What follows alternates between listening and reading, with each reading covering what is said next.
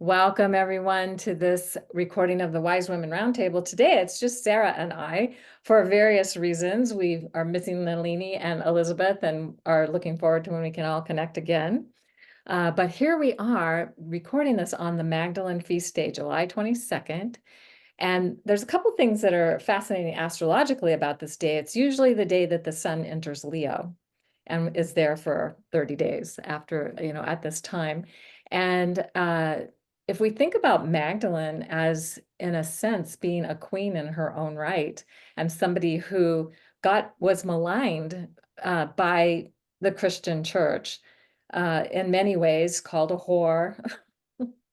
And then later it comes out that, oh, she was probably married to Jesus or Yeshua, and she was far more powerful and influential than they were ever giving her credit for. So this is all being transmuted and transformed now with this understanding that's coming out, which is so awesome.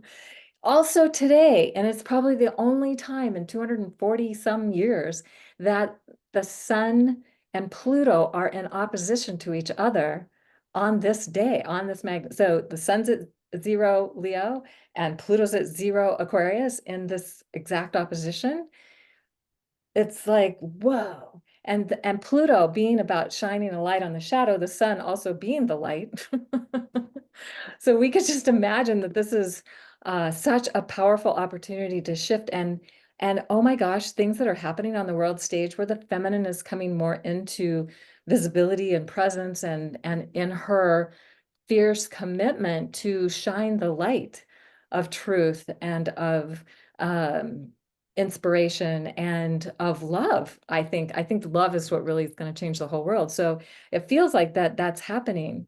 That's starting to happen more and more, even though it has been looked pretty crazy and insane. And in fact, we could say that some of the major disruptions that have been happening as part of thank you Uranus-Mars conjunction that was just a few, not even 2 weeks ago happening, and we're still feeling the effects of that. And Uranus is still being aspected by other planets, and things are still kind of churning in that world, in that part, in that way. So the unexpected events that are happening can be really, the intent is to shift our perspective. So if we've been in a very lockdown, maybe also pretty negative, I know I've talked to people that have been, and now it's like, how are we opening up our perception to something more amazing and more magical than we have previously been imagining?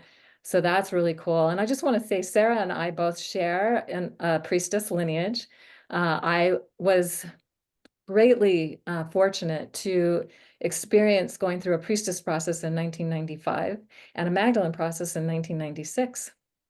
And so I became just a priestess to the world and in the Fellowship of Isis and, different ways that we were just defining it then, and then took it to the next level to the Magdalene priestess energy back in 1996. And this was before people were even really using the word priestess very much. And in fact, in my priestess circle, there were women who were afraid. They said, I don't want to use the P word.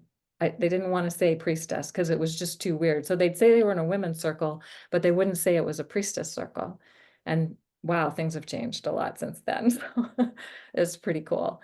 So really celebrating this Magdalene energy and how the divine feminine is becoming more visible in the world and in the Leo energy, because Venus is also in Leo. How this is, and she's in her Leo cycle. So the whole Venus cycle, the 19-month cycle that started in August of 2023 and goes until March of 2025, with the meta goddess on the world stage being the Leo goddess. It's all about the divine feminine really stepping into her strength and her power and her ability to shine her light in the world, and to do that in ways that are fearless, that are courageous, that are also inspiring others to do the same. So coming from that place and recognizing and remembering that we do have this strength and power, and then being able to work with that in a healthy way that benefits all life is really the essence of how I'm feeling that. So very excited that we are here and get a chance to talk about this today and to help further seed that into our consciousness and awareness. And the first Venus gate will be on August 5th. And so, also the Leo new moon is on August 4th. And then the next day, Venus and the moon meet at the first gate at the root chakra, where they, this will happen. Well, actually, I'm sorry, I think the new moon is in Leo, but Venus and the moon meet in Virgo, with the star Regulus, the heart of the lion. So the heart energy, leading with our hearts, following our hearts. I think it was Don Juan told Carlos Castaneda, follow a path with heart, because all paths lead nowhere. So you might as well follow a path with heart. And I remember I was hearing that, this was probably about 5 years ago, and I asked the universe to send me a sign, and I was listening to Carlos Castaneda's book, I think The Teachings of Don Juan, and on the path right in front of me was, after I heard this, was a heart rock. In fact, do I have it handy? I do. I have it handy. This was the rock that I found right in front of me. Wow. And I was like, oh, I'm on a path with heart because it was on my path. So these are the kinds of things to tune into. And when we set intention and when we work with that, and our intention is to lead with the heart, then we're going to change the world. And so I'm very excited that we are having this opportunity to have this conversation. And I'm going to turn this over to you, Sarah, because I know you have some amazing things to share too. Mm. Yeah. Yeah. Thank you for the reminder of the astrology. Being an Aquarian myself, it's like Pluto's in that space today. So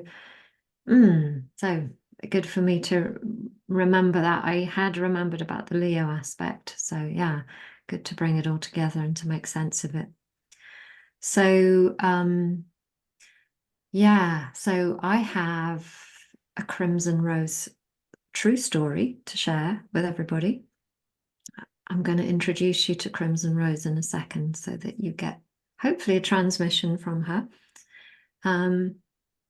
The backdrop of the story is just so that you can see maybe how it's woven through my life, and my sense is that it might help you too in your own way. So last year, Kaylin knows this because she's looked at my chart. I had a really challenging year, and I remember you looked at it for like 2 seconds and went, oh yeah, Pluto, Pluto, Pluto. Yeah, I can see that. Yeah. So I had that kind of year last year, and it's done, it's gone, it's done. I'm kind of moving out of that cycle now, but I got quite disconnected in the process. Oh no, in a way that I hadn't quite realized what had happened. And I think that's normal and it's okay. And so we also lost one of our cats last year, Ping. And a few weeks ago, we said, just the day before the summer solstice, we said goodbye to his brother Pongo. And so, yeah, it's been kind of challenging again, but in a different way. And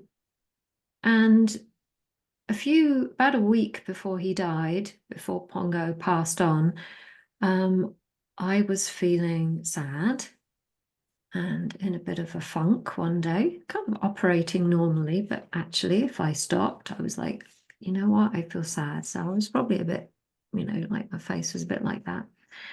And I walked down the garden, and I can't even remember why I went down there, but I went all the way down. And on the way back up, I turned my head and I noticed there was a rose open.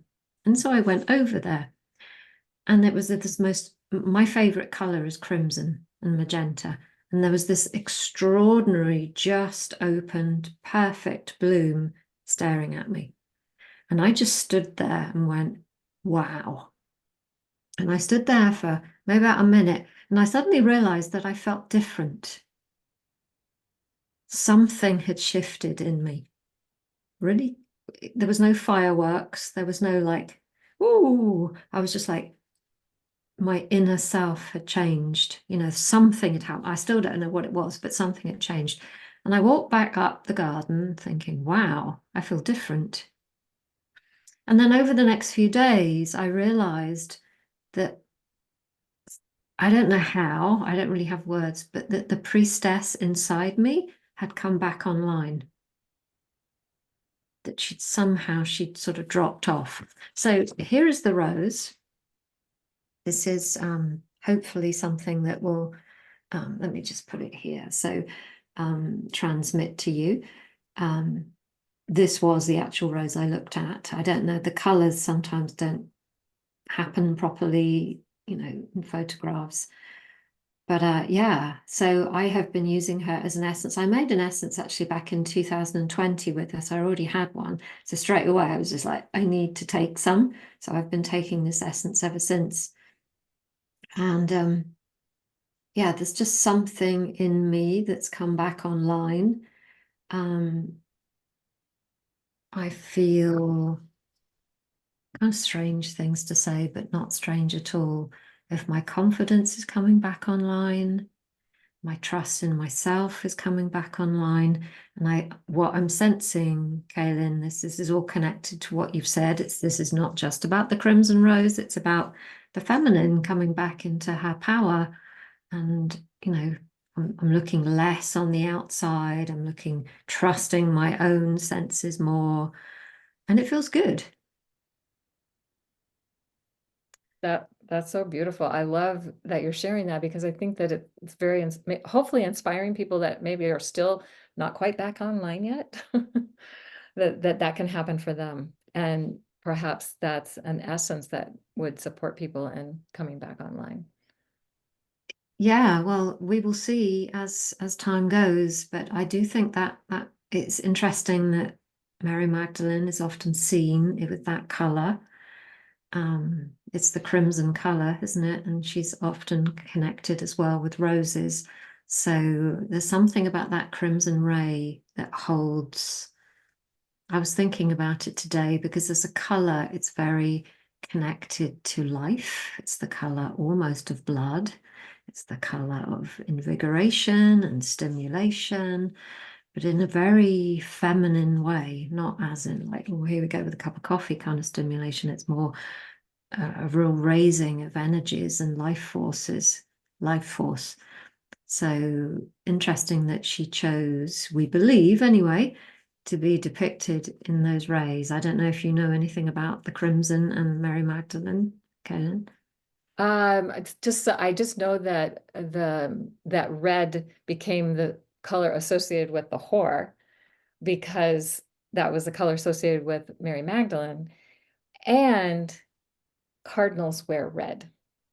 So they Mm. knew that it wasn't important, but they decided that they wanted to downplay it, especially for women, not to be able to, like if you wore red, then you were a whore. So, and that was a bad thing, and you didn't want to do that. And if you were going to fit in and survive, then you would just avoid that. So here's to the red, here's to the crimson.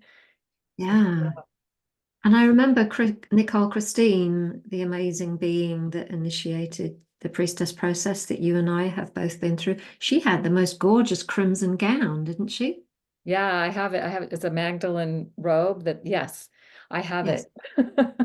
You I should have have it. worn it today, but it'd probably be a little warm for here and where I am in Tucson, Arizona. But yeah, it's incredible. It has all the Magdalene symbolism and all the stuff on it. So yeah. Remember that, And in yeah. fact, I was telling Sarah a little earlier that when I completed my priestess process in 1995, it was December of 1995, there were other women that had been through the process, and we were all saying to Nicole, we want more.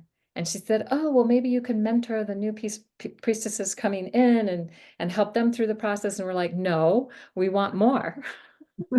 And she's Yeah. like, well, I'll have to think about that.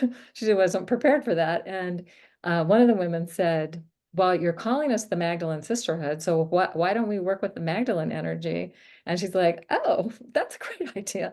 So that's why in 1996, then we started the become Magdalene. We started the journey to become Magdalene priestesses, and worked with all of the energy that of the ways that the Magdalene had been dismissed and or diminished, and all the things that had happened to that to reclaim that part of ourselves. And if we think about that energy as being that life force energy as being something that got so suppressed, repressed, and denied, that it's so great to see how it's coming back online, as I already said. So yeah. Yeah. And so no surprises. We get to talk about this today and celebrate it for us, for the women that, have done what they've done to keep it alive, like Nicole Christine, and for those yet to come. Yeah, Nicole was kind of on the leading edge of all of that. Um, Along with others, I mean, books like The Woman with the Alabaster Jar by Margaret Starbird, that was very illuminating at that time. And Kathleen McGowan was writing books on the Magdalene. That was, the expected one, I think, is her first one. And then she has a whole series. And she's writing another one that's going to be released soon. So, and I see now that there are many, many people in different lineages and different places leading people through this. It's just basically reclaiming what's already within us. That's the opportunity that we have. And for men to be able to as well, to be able to recognize that there's this divine feminine aspect that's within all of us, whether we're men, women, or whatever gender identity we have, that is really coming back online in such a beautiful way. Mm, absolutely. Yeah. And I notice as well, you're saying that yes, there are many, many priestesses now, thank goodness, offered by in many different ways. But I notice as well in Europe, there's still a hesitance to use the word. People are much more confident about saying shaman. Interesting. Isn't that interesting? So I don't know if there's a difference here in Europe or not. It's still, I still notice it. People are going, yeah, yeah, I'm a shaman, or what, Okay, so there are that's something expats. I mean, I might do shamanic practices, but I don't think I would call myself that, just because that feels like you have to go through a whole something training, maybe 20 years, or I don't know. That may just be an old idea as well, too. So I find that fascinating. Maybe more of a European word. Who Yeah, knows? yeah, interesting. Hmm. Oh my gosh. So any closing words or thoughts that you have for us? This has been so fun to do with you. I'm so glad we got a chance to do it. Well, I don't know if I have any words, but I'll let this beautiful being just speak to anybody who loves the color as much as I do and just wants to be a little bit with this frequency. There's such Um, a powerful energy coming off of that. It's like, whoa.